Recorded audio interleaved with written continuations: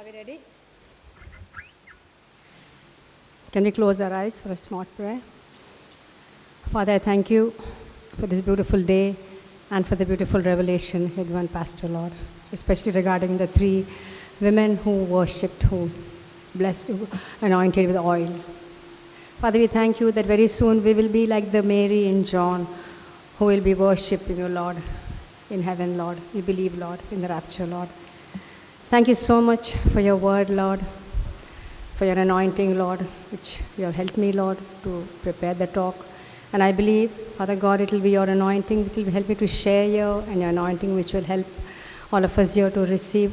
And I will be able to understand it in a deeper way, Lord.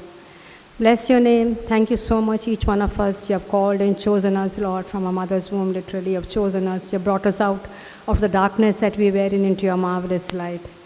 Thank you, Lord. You have seated us in the heavenly places in Christ Jesus. You have made us more than conquerors in Christ Jesus. You have given us your grace to walk, Lord, in you, Lord, all this time, Lord. It's your grace which will carry us through till the end and help us. One day we meet you face to face, Lord, and we see you face to face. I bless your name, Father in heaven. Thank you so much for Jesus, Lord, who earned this all for us, O Lord. Yes, Lord. And we receive it freely, Lord. Thank you. By grace through faith we were saved, Jesus. Thank you so much. I make this prayer in Jesus' name. So before we continue with the book of Revelation, I think we can claim the promise as we do it normally in Revelations 1:3. We can stand and claim the promise. For those who read, obey the book of Revelation, can we stand? 1:3. The words are up.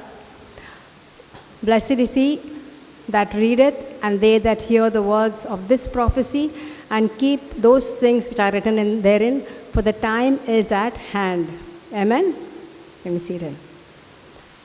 So we have already finished with studying 5 books of Revelation, 5 chapters, 1, 2, 3, 4, 5. Okay?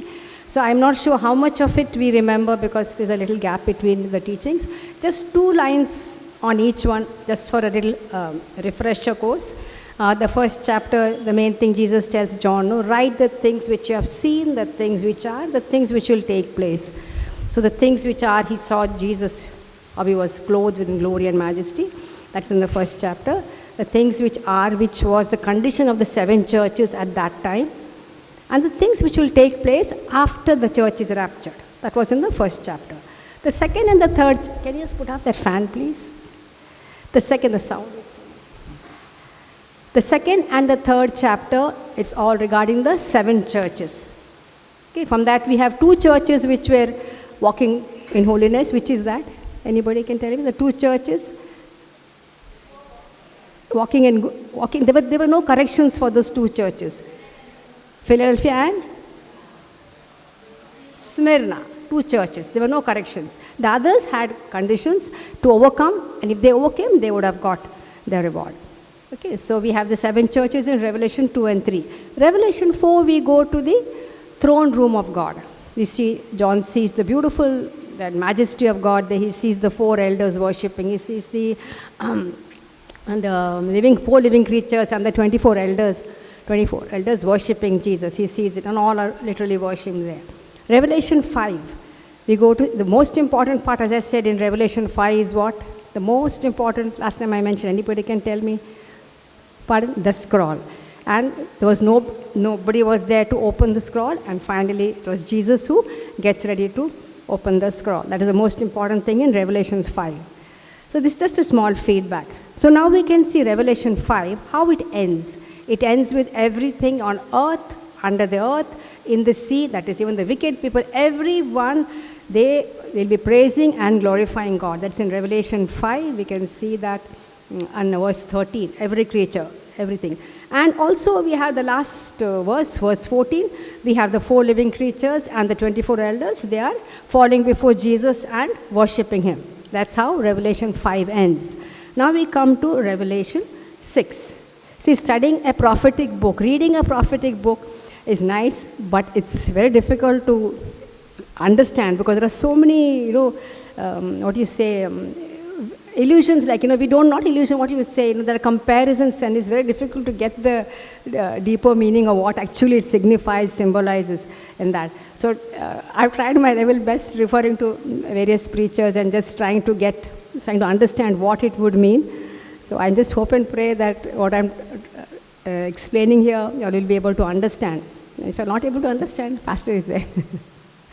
Okay, so now we come to the sixth chapter. So what happens here? In the first verses in Revelation 5:1, Jesus takes the scroll and he starts to open the seals. Now what is the significance of starting to open the seals? It's time for the tribulation to start. That is the opening of the seals. That is the most important thing. So in other words, Matthew talks about the beginning of sorrows. What are the beginning of sorrows? We will check afterwards. That's going to start now from Revelation chapter 6.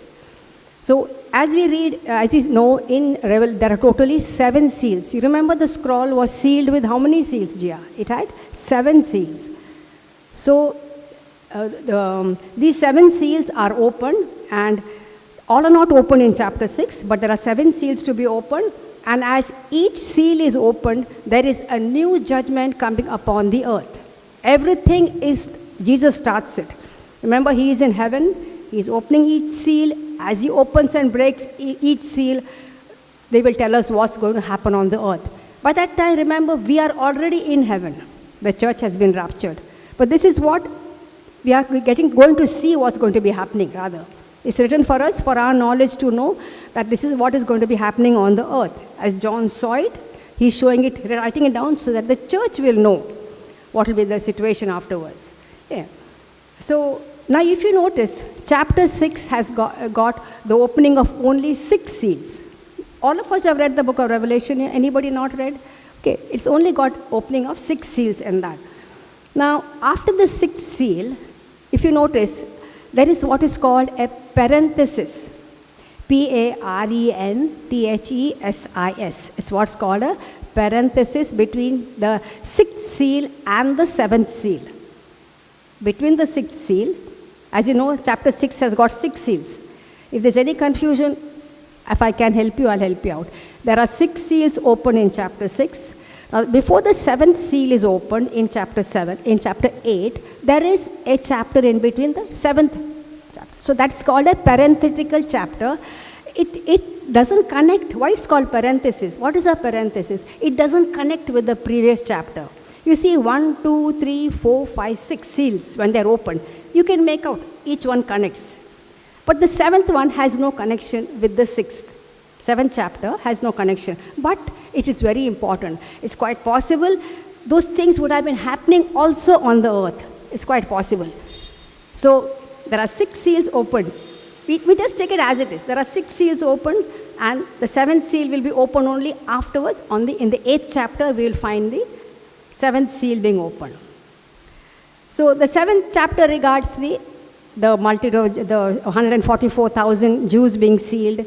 It is the multitude of Gentiles coming to the Lord. It also symbolizes that. Okay, so now we are doing the 6th chapter. So the 7th seal, when will it be opened? In the 8th chapter. Okay, and that particular chapter is the opening of the 7 trumpet judgments. The 7th seal starts with the 7 trumpet judgments. Okay, and the 7 trumpet judgment, after a few parenthetical chapters, it starts with the 7 bowl judgments. Follow? I was struggling for some time trying to understand, but this is the way it is. So we are just going to study the 6 seal judgments today and what's going to happen on the earth when Jesus opens the 6 seals. Now the 6th one. So one thing you need to remember, all these 7 seals, that they encompass the entire tribulation period. It's not just that period. The entire tribulation period is connected in this 6th seal. Because you know why? The 7th seal starts the 7 trumpet judgments, the 7 trumpet judgments. It's all connected. So this 6th chapter, the 6 seals, the 7th seal, it encompasses the entire tribulation period till Jesus returns. Whatever is going to happen on the earth, it comprises in that. Naina is looking confused. Okay? Did you understand? The 7 seals Okay, the entire 7 seals, which is going to be, Jesus had that first scroll, okay? 7 seal. Now, when he opens the 7th seal in that scroll, it will start the 7 trumpet judgments. When he opens the 7th, it will start the 7 bowl. So all are connected. So it compasses the entire tribulation period. It's not just a part, that scroll what you saw in Jesus' hand. It's not just the first part of the tribulation. The entire tribulation is included in that scroll. Okay, entire tribulation piece, all written in that scroll.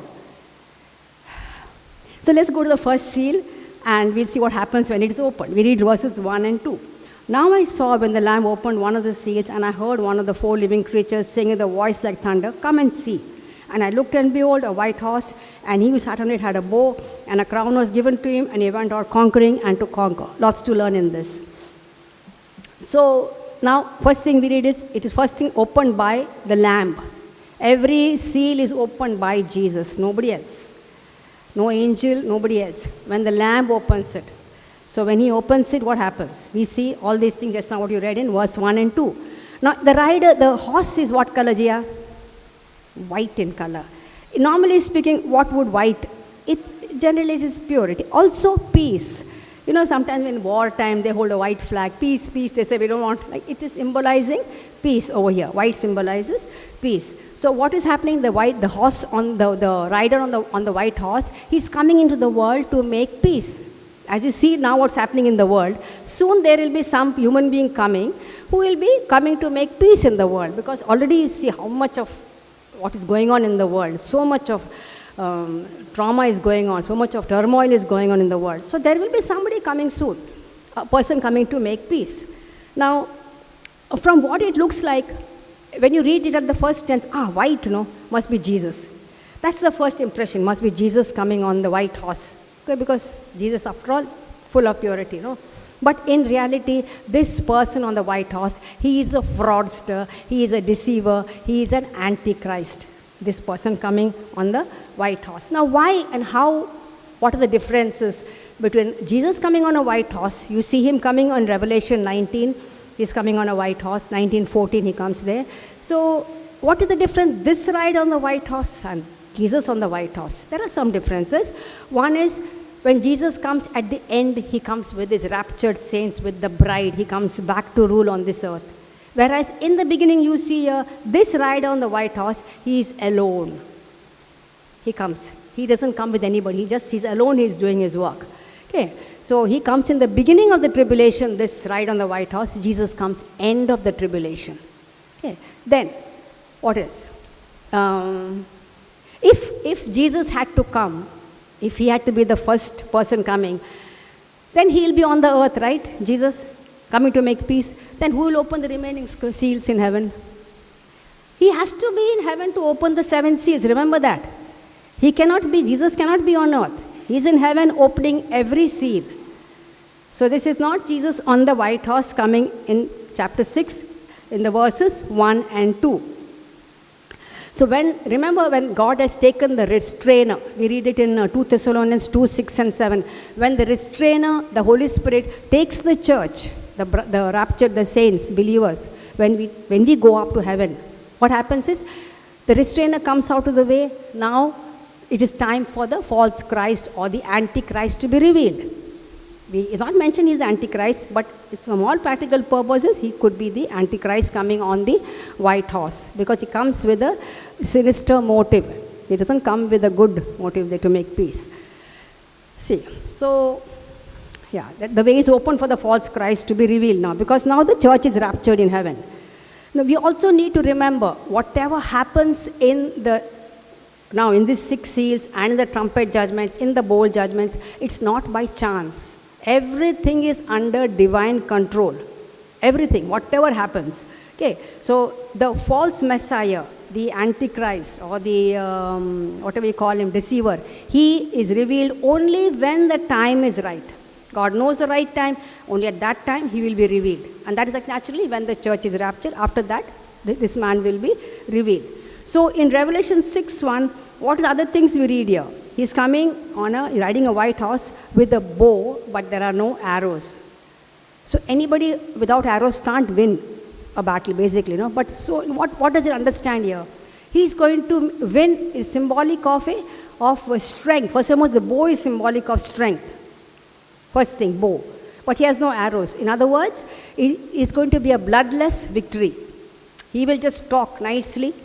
He will win people over to him, make nice talk this side, nice talk. He'll win over people, maybe nations, maybe people by his smooth talk. It's called a bloodless victory because there are no arrows to shoot over there.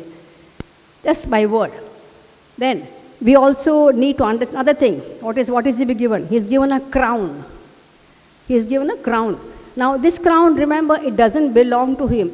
It is given to him to wear. Obviously, that's why it's understood. Nothing he can do on his own. God has permitted, Jesus permits for a certain reason. He has been given this crown to wear. It's mentioned here. A crown was given to him and he went out conquering and to conquer. So he's wearing a crown which doesn't belong to him, just given to him there. And this crown, it's a difference between the crown Jesus wears in Revelation 19. This crown in Greek, in the Greek Bible, is mentioned.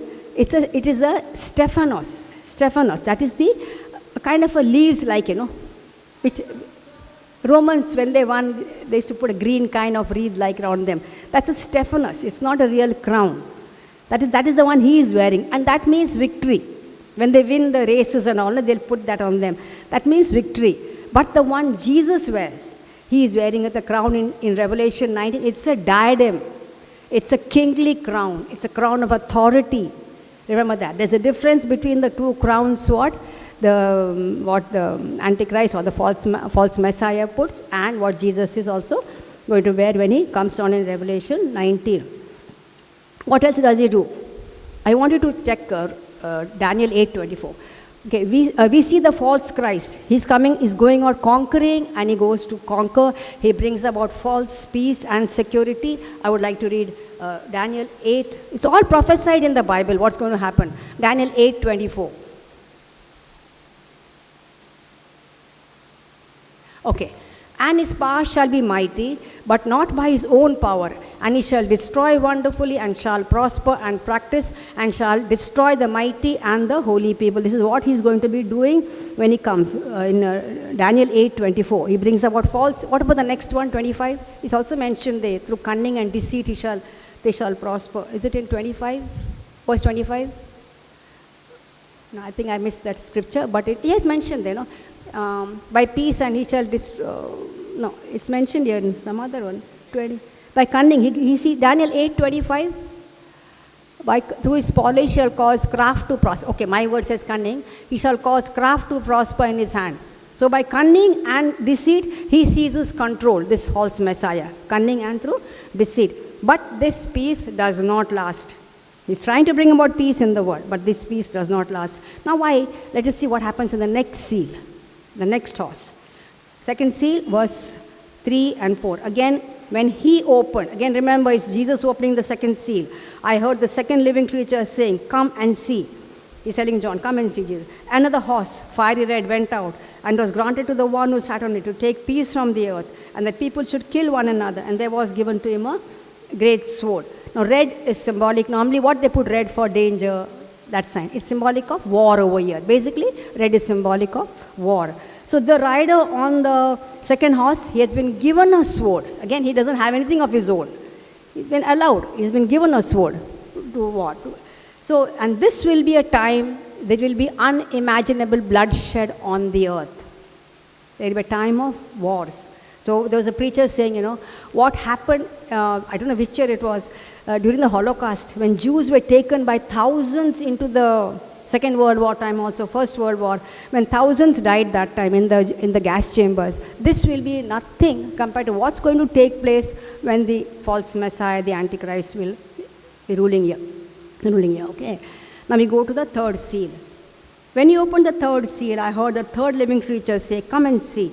And I looked, and behold, a black horse, and he who sat on it had a pair of scales in his hand. And I heard a voice in the midst of the four living creatures saying, "A quarter of wheat for denarius, 3 quarts of barley for denarius, and do not harm the oil and the wine." Now what does he hold, the black horse? He holds a pair of scales in his hand. So this will be a period of, black is symbolic of darkness. That kind of a darkness, where there will be so much of famine, There will be so much of scarcity on this earth. People will work the whole day, but they will not earn enough even to survive. That will be the situation when the third seal is opened by Jesus. So it also refers to not harming the oil and the wine. I went through so many commentaries, but I couldn't feel the connection, what it means. Because it says, I heard a voice in the midst of the four living creatures. So this could have been Jesus speaking through the not to harm the oil and the wine. If anybody knows what is oil and the wine, what it is symbolic of.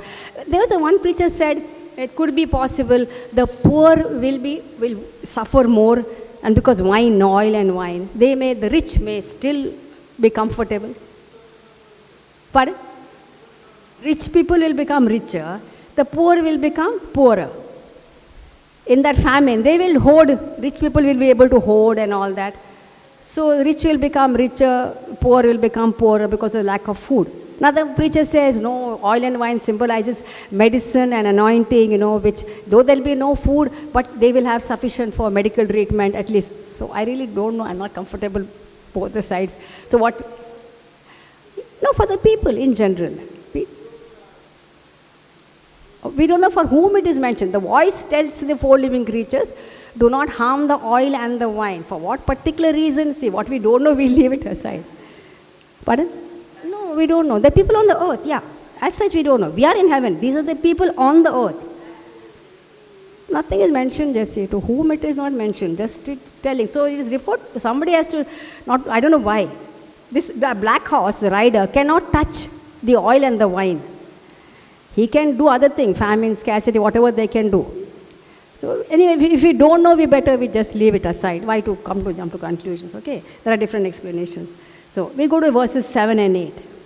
Let's read that. The fourth seal. When he opened the fourth seal, I heard the voice of the fourth living creature saying, come and see. And I looked, and behold, a pale horse, and the name of him who sat on it was Death, and Hades followed with him. And power was given to them over a fourth of the earth, to kill with sword, with hunger, with death, and by the beasts of the earth. So the fourth horse is understood. When somebody is not well, how do they look? Do they look fresh? No. They look pale, no? Yeah. So this is, the horse is pale in color. What does it refer to? People dying of sickness. People die, it says here 1/4 from the whole world, 1/4 will die, he says. Scary, 1/4 he was given power to kill 1/4 of them with sword, with hunger, with death, and by the beasts of the earth. This is a pale horse. Okay. So even beasts of the earth. I was wondering, beasts of the earth. Then I thought to myself, see, if the animals don't have anything to eat, what they'll do? They'll come on the roads. And somebody is walking on the road, they will eat them also up. That is the only way I understood how people can be killed by the beasts. There's a scarcity for food. What will the lions and tigers do? They may be roaming about the streets and eating whoever is walking on that, I think. That could be. Okay. So all these we need to remember. These are all expressions of God's judgment. Nothing is happening what man wants to do. God is allowing it. Okay. All this is the beginning of sorrows. I would like to read Matthew 24, 4-8. Everything prophesied before. So there is nothing to doubt here. Matthew 24, 4-8. Okay. And Jesus answered and said unto them, take heed that no man deceive you. Right? For many shall come in my name, saying, I am the Christ. That's what we already read, the ride on the first horse. I am the Christ, and shall deceive many. And ye shall hear of wars and rumors of wars. See that ye be not troubled, for all these things must come to pass, but the end is not yet. That also we have seen. For nation shall rise against nation, and kingdom against kingdom, and there shall be famines, pestilences, earthquakes in diverse places. 8. All these are the beginning of sorrows. Just the beginning part of the tribulation period. This is all signifying that. Okay, now we come to the fifth seal. We read verses 9-11. When he opened the fifth seal, I saw unto the altar the souls of those who had been slain for the word of God and for the testimony which they held. And they cried with a loud voice, saying, how long, O Lord, holy and true, until you judge and avenge our blood on those who dwell on the earth?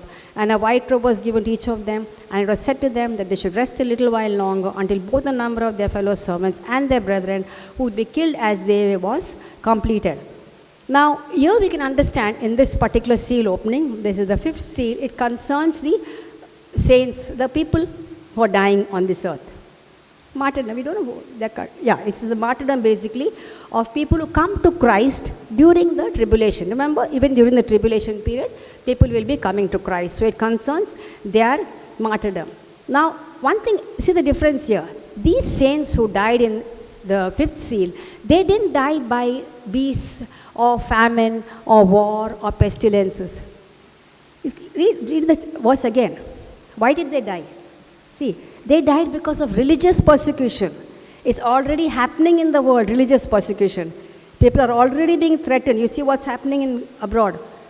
You deny the Lord, otherwise, it's not a question of worshipping the Antichrist or anything. No, it is basically they are being persecuted for religion, for their religion's sake. So, because of religious persecution, these are the people going to be dying. These in the fifth seal. Okay, so they were slain for the word of God. It says here clear, see, verse 9. They were slain for the word of God and for the testimony which they held. So these are another group of people. So here what's happening in the fifth seal, they are waiting for justice. They're telling, Lord, how long are we going to wait? So Jesus tells them, wait. He gives them a white robe. You wait for justice. Because he says, why? He says, what is the white robe given to Jesus gives them? It is symbolizing the robe of righteousness. Their souls are in heaven, definitely. It's symbolizing the robe of righteousness which is given to them. And Jesus tells them, wait until there are still more going to be added to this lot. See, at that time, Jesus could have easily given justice and immediately done and, finished off with the Antichrist. But Jesus wants more people to be saved. Maybe people will die, no doubt. More people will die. Because he says, no, until the number that would be killed the number has to be complete. Until they should rest, until both the number of their fellow servants and their brethren would be killed was completed. So we don't know what is the complete number going to take place. But these have to wait. Now, we see now who are these others? He says, no, others also who will be joined. It's quite possible that we see chapter 7, no? There are people who come out of the great tribulation. Verse 13 says, no, when there are saints in heaven, he says, who are the elders are asked, who are these arrayed in white robes? So he said, these are the ones who come out of the great tribulation, wash their robes, made them white in the blood of the Lamb. So there are tribulation saints going there. Initial tribulation, the great tribulation, these are all in heaven. Okay, so he says that number has to be ready before the Antichrist can be once and for all dealt with. Then we come to verse 12 to 17. It's a long thing, I'll read. I looked when he opened the sixth seal, and behold, there was a great earthquake, and the sun became black as sackcloth of hair, and the moon became like blood, and the stars of heaven fell to the earth as a fig tree drops its late figs when it is shaken by a mighty wind. Then the sky receded as scroll winds rolled up, and every mountain and isle was moved out of its place. And the kings of the earth, the great men, the rich men, the commanders, the mighty men, every slave and every free man hid themselves in the caves of the rocks of the mountains, and said to the mountains and rocks, fall on us and hide us from the face of him who sits on the throne, and from the wrath of the Lamb, for the great day of his wrath has come, and who is able to stand. We see now, there's a little shift now. We see God's wrath manifesting in a different way. Up till now you saw it was the four horses, we saw the souls. Now God's wrath is in a manifesting way. People may say at that time, oh, who says, they may say, all those things happened, okay, historically also. At that time people may not accept it's from God. People who are here. They may say, even in the past, people died from wars, people died from famines, from pestilences, sickness, poverty. It happened that time also, no? People might say at that time. See, and it could have happened that time because of man's greed for power, for control, for pleasure, for luxury, for money. All these things could have happened. Even today, we see one country wanting some other, I think Ukraine and Russia are having some problem over there. They want some land. A lot of mess is going on. Countries fighting land here and there, So, man's greed, man's sin, things are happening. People might say like that time when the church is raptured. They may not want to accept that this is from God. Yeah. So, but what occurs in the sixth seal, what we just now read, I see, verses 12 to 17, it's not something anyone can explain or, understand in the natural or do in the natural. No human being can do it. There is no way any human being, if you just read all this, earthquake, can anybody do it? Can anybody make the sun black, moon blood? Heaven, the stars falling down, fig tree, okay, sky receding as a scroll. You just can't imagine these things happening in the natural. See, it is totally an expression of God's anger on this earth, on all those who rejected him. It's totally an expression. So this is what Jesus spoke in Mark 13, 24 to 25. There are two verses Jesus spoke over there. Mark 13. But in those days, 24, yeah. In those days after that tribulation, the sun shall be darkened, as I've read over here. The moon shall not give out her light, 25. And the stars of heaven shall fall, and the powers that are in heaven shall be shaken. See, it's already prophesied by Jesus. So even if people want to deny, it's already there. And now they're seeing it happening, the people on this earth. What about Isaiah? We have Isaiah chapter 13, verse 9, verse 10, and verse 13. In the Old Testament, not only Jesus spoke in the New Testament, in the Old Testament it was prophesied through Isaiah. Behold, the day of the Lord cometh cruel and both with wrath and fierce anger to lay the land desolate, and he shall destroy the sinners thereof out of it. 10. For the stars of heaven and the constellation thereof shall not give their light. The sun shall be darkened and is going forth. The moon shall not cause her light to shine. Verse 13. 13. Therefore I will shake the heavens, and the earth shall remove out of her place in the wrath of the Lord of hosts and the day of his anger. So actually go to see, it's something very scary. Go to verse 14, what it says. Every mountain and island was moved out of its place. So for that matter, if you try to understand, the geography of the earth might change at that time. If every mountain is shifted, imagine, you can't imagine what it will be, you can't even think of it, a mountain. No human being can give an answer and say, no, this one did, that one did. No. See, so for all you know, it could be part of the earth, could be the whole earth, but the geography of the earth will be changed at that time. Okay.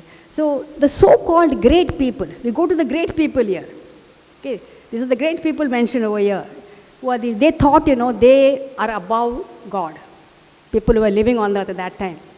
They had rejected the gospel. They had their own way of thinking. These are the great people, the mighty men, the great men, the rich men, the poor men, the commanders, every man is mentioned here, kings of the earth, every slave. And I read the word slave. I thought, even the poor fellow also, poor fellow will already admit. Okay? Then I thought, no, I got another idea. I said, no, Lord, I don't think that. Slave must be those who are slave to their lusts, slave to, their weaknesses, slave to their own, bad habits.